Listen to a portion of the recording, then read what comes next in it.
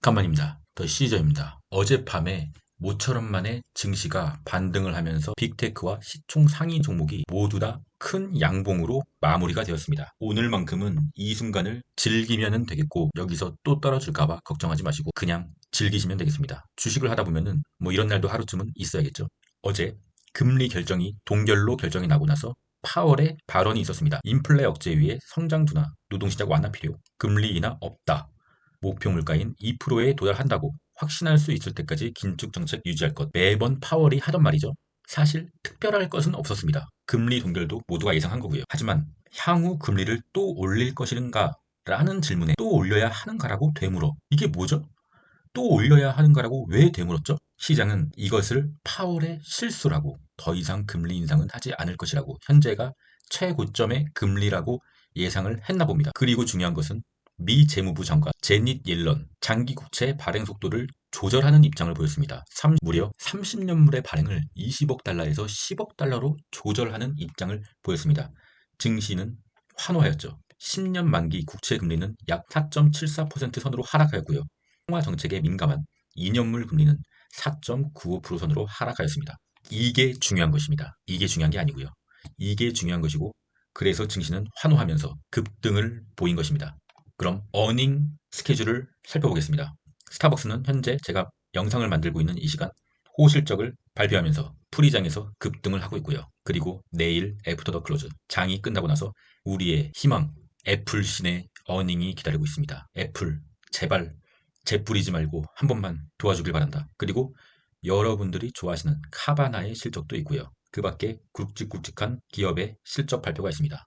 모두 좋게 나와서 지금 상승하는 증시의 흐름을 깨지 않아줬으면 좋겠습니다. 애플 다시 한번 부탁한다. 한 번만 도와줘. 그럼 본격적으로 어제 장마감부터 체크하고 가겠습니다. 다우산업, 나스닥 종합, S&P 500 모두 다 굉장히 좋은 흐름을 보였고요.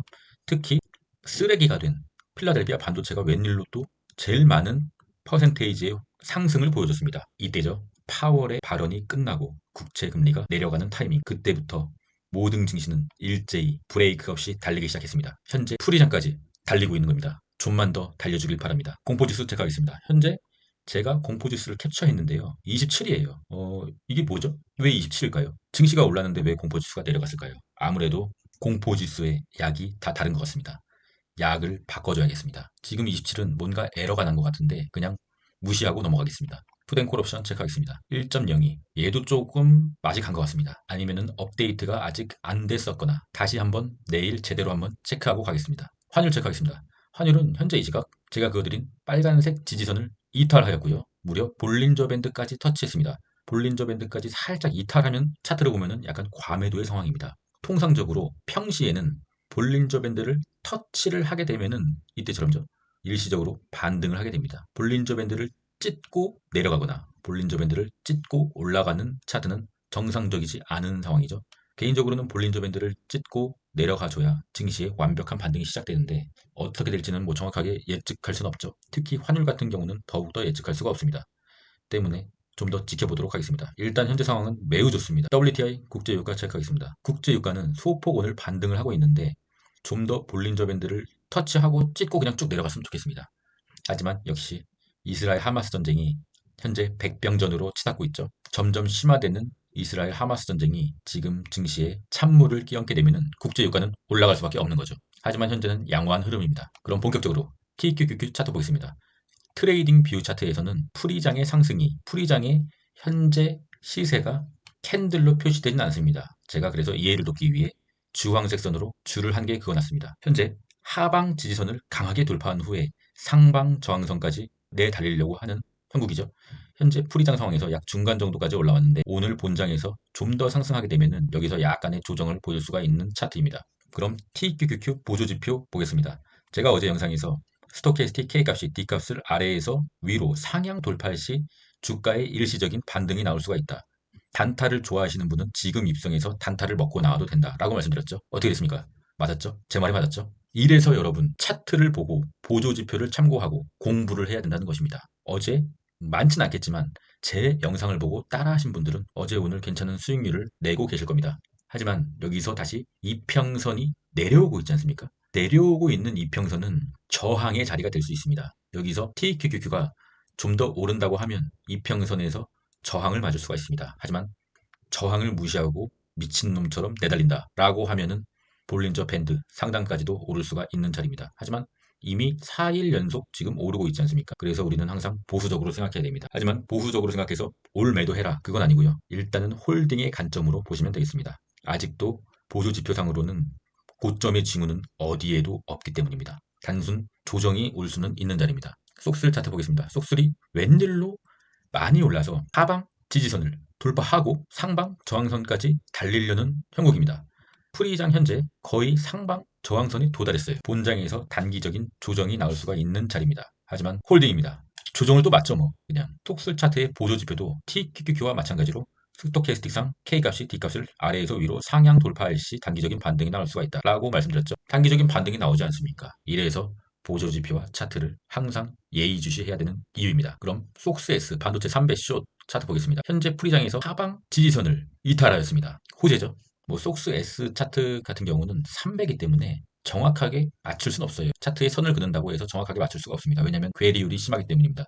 하지만 이대로 본장이 시작한다고 하면은 분명하게 하방 지지선을 이탈하게 됩니다.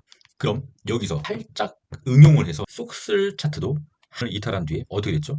달리는 버스가 갑자기 방향을 들어서 뒤로 갈 수는 없듯이 한번 달리기 시작하면 위든 아래든 서서히 멈추게 됩니다. 지지선을 이탈한 후에 가속력이 줄어들지 않고 좀 더 내리잖아요. 속스 차트도 지지선을 이탈하고 가속력이 갑자기 반대로 가진 않고 좀 더 내려줬으면 하는 바람입니다. 이게 바로 전문용어로 추세라는 거죠. 속스S 망해라 그냥. 비트코인 일봉 차트 보겠습니다. 비트코인은 기간 행보를 보이다가 이 행보 소박스를 돌파하였죠. 호재입니다. 비트코인은 다시 볼린저 밴드를 터치하러 올라갈 수도 있을 것 같습니다. 홀딩입니다. 이더리움도 비트코인과 마찬가지로 소박스권을 돌파하였습니다. 돌파 매매의 자리죠. 단타를 즐겨하시는 분은 이 돌파 매매를 굉장히 좋아하시죠. 지금 그러한 자리입니다. 볼린저 밴드 상단을 터치하러 올라갈 수 있는 자리입니다. 하지만 공포지수, 크립토, 피어앤그리드, 코인의 공포지수죠. 72.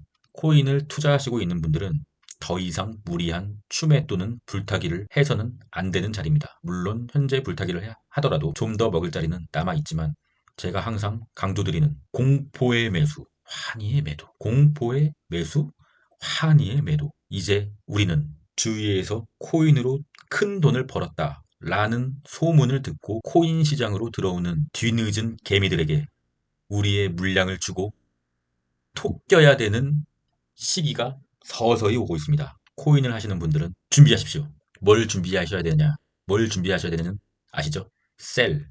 셀을 준비하십시오. 하지만 지금 올매도의 자리는 아니고 조금 더 홀딩해서 좀 더 고점에서 분할로 셀 준비하십시오. 잠시 전하는 말씀 듣고 가겠습니다. 유안타 증권에서 신규 기존 고객 이벤트를 진행 중입니다. 중복 참여 가능하고요. 평생 매월 참여 가능합니다. 이벤트 신청 후 50만원 이상 거래 시 스타벅스 기프티콘을 지급한다고 합니다. 예를 들어 25만원 상당의 주식을 매도 시 50만원이 채워지는 거죠. 그러면 스타벅스 기프티콘을 지급한다고 합니다. 이벤트를 자세히 보러 가기를 원하시는 분은 myasset.shop으로 들어가시면 되고요. 기프티콘은 이벤트 신청일 기준 이걸 첫째 주에 지급 예정이라고 합니다. 이벤트 기간 종료일자까지 재참여 가능하고요. 이벤트 신청 페이지에 들어가면은 이벤트를 신청하고 성함, 연락처를 입력하고 방문 경로에 더 시저 유튜브로 입력해 주시고 신청하기를 누르시면 됩니다. 스타벅스 기프티콘을 원하시는 분은 관련 링크를 더보기와 고정 댓글에 달아드리겠으니 많은 참여 부탁드립니다. 어차피 주식은 해야 되는데 스타벅스 커피 한잔 하시면서 주식하면 더 좋잖아요. 마지막은 주식 명언으로 마무리하겠습니다. 불과 며칠 전까지만 해도 정말 죽을 상이었죠. 하지만 주식이 이렇습니다. 한 방향으로 내리는 건 없고 한 방향으로 오르는 건 없습니다. 주식은 파도와 같죠.